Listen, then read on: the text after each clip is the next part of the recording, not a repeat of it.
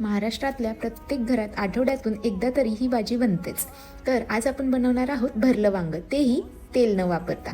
इथे मी 1 चमचा खसखस, 2 चमचे तीळ छान भाजून घेतलेले आहेत. त्याचबरोबर शेंगदाणे देखील भाजून घेतलेले आहेत. इथे मी हिरवं वाटण करत आहे.